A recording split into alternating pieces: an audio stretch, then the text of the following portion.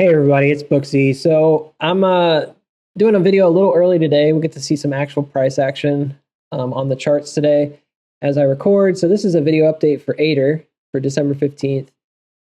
We got it, man. Here it is. I've been talking about this for the last week or so. I don't know if you remember the original chart I drew, but it's kind of ugly. And it ended up being much stranger than I had drawn it. But we got the touch on the top and the bottom. And if you recall, the whole point of that, this is not ATER. Sorry about that. The whole point of that was I was looking at this particular region over here where you have a bottom touch on the chart. And that's not happenstance. I wasn't just going to this one place. I had charted it on every single one of the wedges in our gator snap where you have this like U and then another U. And every time it breaks down and goes through the first U, it retraces and comes to the bottom of the previous wedge.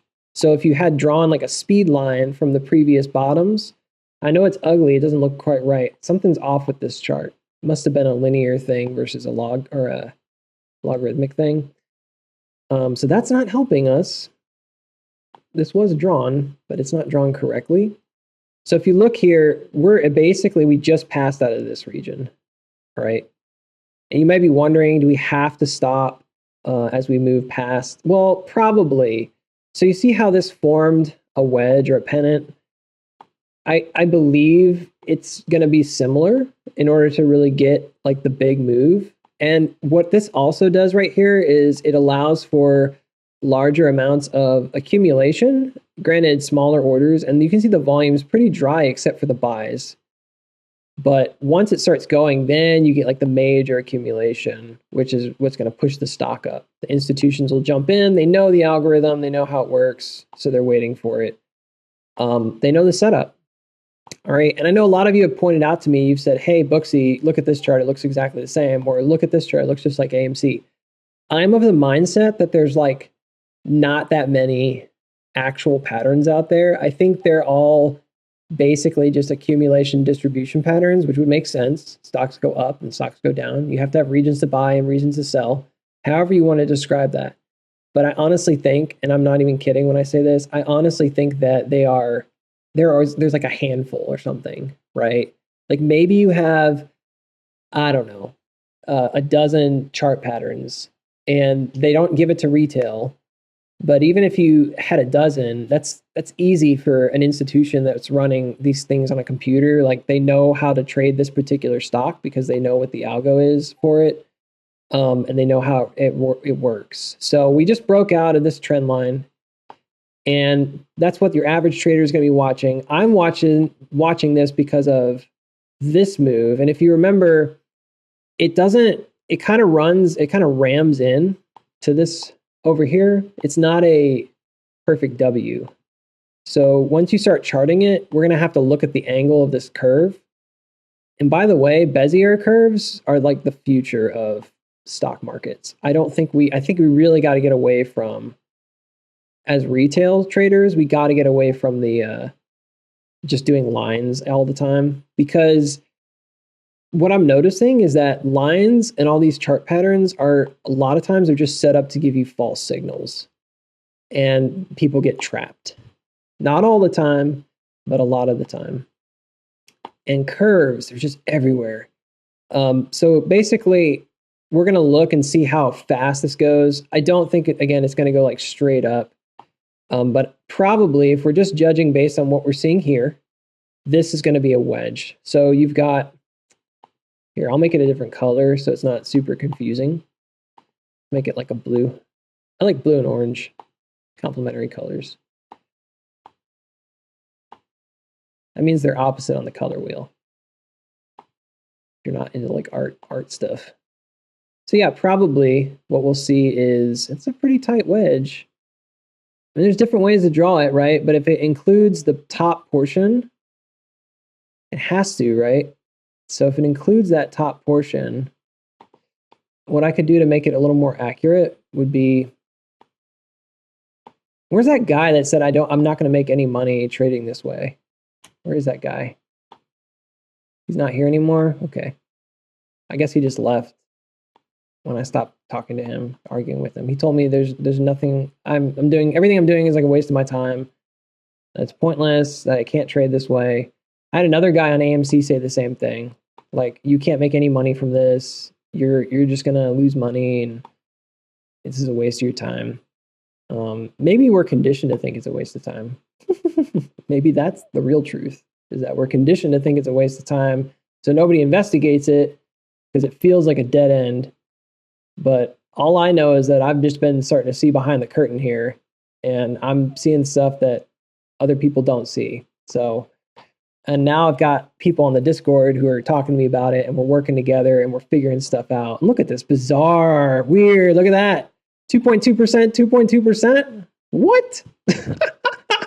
It's like they're working together. That's so weird. Sorry, that doesn't happen very much. Oh, they pulled back at the same time too. All the markets are probably moving together right now after the inflation stuff. All right, so my expectation would be to bounce to about 530, maybe a little lower. Okay, that's not financial advice. And then right around 530, I'm not seeing any clear marker from this area. We probably could figure it out. I used this trend line that was here that was kind of hidden. Maybe, yeah, you can see that. It's a support. Okay. It's a support. I think we talked about 540 a bit too. So it would come to 530, track back down, could break back into the wedge a bit. So then we're looking at 460 region, maybe even 450. So it wouldn't surprise me if tomorrow we get the pop in the morning, it finishes, and then just sells off the rest of the day. I don't know what max pain is, but I bet you it's around 460 or 450.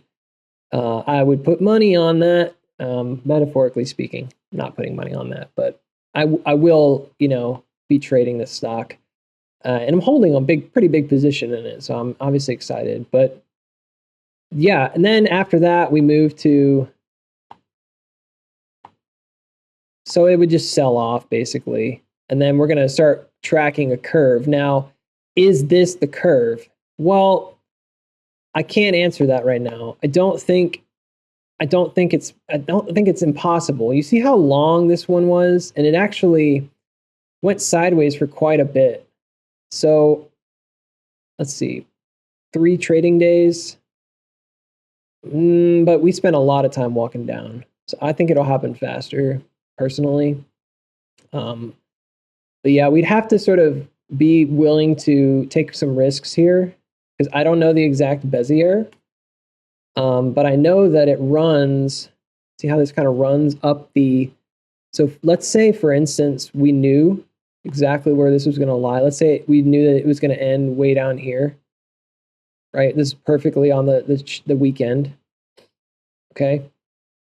Then possibly, let's say on Monday, let's say it didn't go down anymore. If it went down on the side of this thing, that would be obviously different. But you see how once it got to the bottom, unless it's like right here, right? It did go down a little bit more. Tested something inside the wedge, possibly. Or it's possible that I'm just drawing this a little off, Well, let's just say hypothetically, all right, that it begins its climb. This actually does give us enough points because we have this point down here. Oh, okay. Oops, I didn't mean to do that. We have this point down here. We have another point right here, and we have a way of sort of gauging. Now, from there, you wouldn't expect it to go necessarily parabolic immediately. But this is why I'm trying to look into, okay, it's fine. I don't know why it keeps telling me that. Maybe I'm hitting this button. I'm trying to look into how these Bezier curves might move, because I think that they are indicative of price action, but I also think they're probably consistent. And they're not just going to go straight up.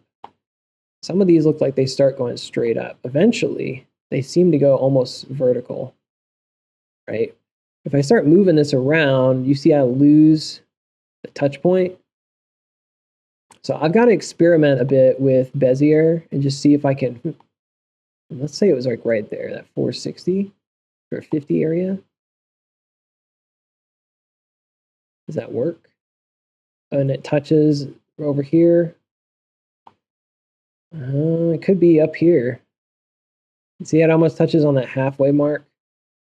That's a very interesting, bizarre. Can't even draw it.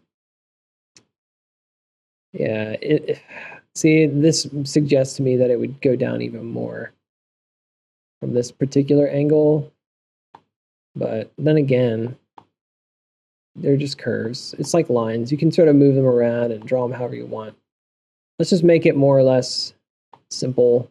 So yeah, this is kind of my expectation. And then you would have, you know, it would move over here and then you would break out. You see this? You'd have a liquidity test just to check it out. Go sideways for a bit, look like it's going to not work out, and then it's going to start moving up, and you get these liquidity spikes. And I mentioned before that these liquidity spikes, what they are, is they're all these incomplete fractals. Oh, man. You know what? You know what's right here is an incomplete fractal, right there. Remember this? I talked about this in another video. This is the fractal that just stopped iterating and then just started dropping again and repeating. It's right in this region, 540. Well, what do you know? Yep. Yeah, so they'll pin it. What they'll do is they'll pin it under this, and then when it gets to this point, let's say you have you have an ABC move, okay? AB is stored over here. It happened, but C never happened, which is the run up. So then it gets to C, it gets to this price level again. You can see it rattled around right on that spot too. Okay, it's saving it. It didn't allow it to run right there. It just saved it. And then when it gets over here, it allows it to run. And so what you'll see, and I'm actually going to guarantee this, is if this plays out and we get this run, when you hit this spot and you break out, and I know you're thinking, well, Booksy, if I'm just playing stocks normal, I might think this is just a resistance level. I know. I'm aware of that. But this is where you'll see like your first major break here. I'm saying that the reason that we see such high liquidity on these kinds of breakouts is because the algorithm and the institutions trading it, it's like triggers for them. Like they know. And so it signals to their computers to buy. Sounds bizarre, I know, but I've watched it happen. And then you would just start moving, okay? How quickly we move, I'm not sure.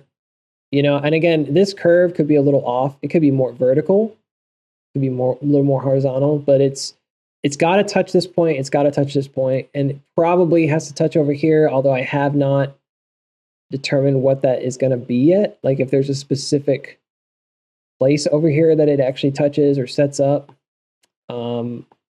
That's kind of my guess. It's like right around there. See that? And it does kind of look like the chart almost turns there, doesn't it? Spooky. See that? That's bizarre. I wonder if that is it then. That might be a good way for us to find out. Or is it a continuation, right, of something from earlier? Could be either. So we'll figure this out. Obviously, what we'll want to see tomorrow is find like the bottom, start seeing where it turns, and then we can kind of draw this curve more accurately. From there, you know, everything we've already talked about. I mean, this is a gigantic accumulation, so it's going to be nasty. Here's another one. See this? This is another one that didn't run. So this would be like another trigger level. So I'll have to go through and find them all, but yeah, basically, there's a lot on this stock. Here, I'm going to get rid of that and make it a...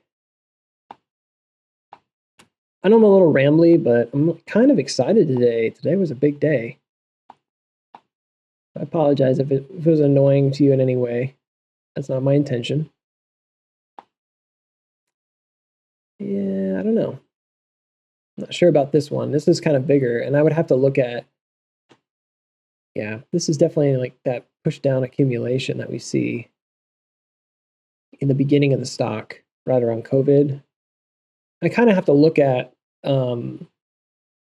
where this may have changed. My guess is something like that. You can see how they're stair-stepping up. I bet you these are fib levels, and that's the way that it did it. I'd be willing to bet. This is what I was trying to do before with the fib levels, but I wasn't able to. Yeah, there they are. They line up pretty well. So you potentially could have, in this case, it looks like the top is like 11, but you kind of don't know where the 0 value is. It could be down here.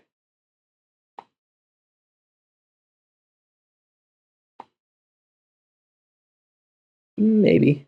It's pretty close. It's close to the 786 right there, and then the next one up is the 618. Yeah, I'd say that's probably about right.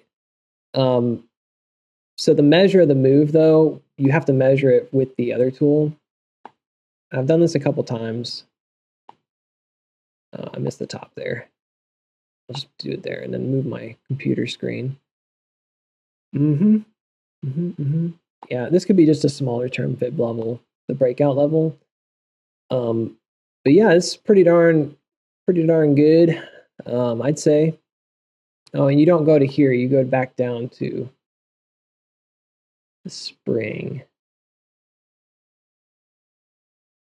Is that correct? No, I think I did it wrong. I'm sorry. Brain fart. I apologize. I am a little off right now. You can't tell. I think I did it completely wrong. No, this is not correct. It's backwards. Maybe I didn't do it wrong. Oh, you know what? I did the macro move last time. I'm not even thinking. That is the micro move. So I bet if you did like 3 different moves, you did the macro, you did the micro. Yeah, see how far up that is? All right, the chart's going to get a little messy here, but let's try it. So that's the macro fib. Then, oh, what the? That's not what I wanted to do. The wrong thing. Now let's try the next one. So you see how these will all like stack, and then they will look bizarre. Very bizarre.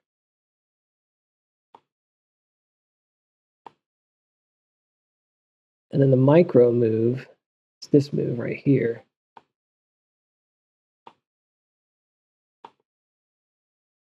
Yep. So another way of looking at this is like long-term versus short-term. Yeah, this one's definitely lining up on a few different levels. That's the 382. This one looks like the 618. I might be a little off because of my, but you can see that it just sort of stopped right there. Like the algo didn't continue forward. This one looks like the 786. That was that level, 550. I put 540, but really close. So maybe it's more like 553. Measured moves. But yeah, these are all pretty much your different levels. You can see there's one that's a touch support. Went between these two, the 382 and the 236. This is probably a broken fractal. That's just like this one. So that would be another level, and I drew a line there. Yep. So these are all coinciding with different time frame fib levels. But that's where, if we were to map this out really carefully, it's probably where you're going to see some pullbacks, where you might see resistance. Okay. I'm not going to do that right now. I don't have any more time, but I just wanted to say, excited. I hope that you all have a great rest of the week here. I'll probably do another ATER update on Sunday. Have a good one.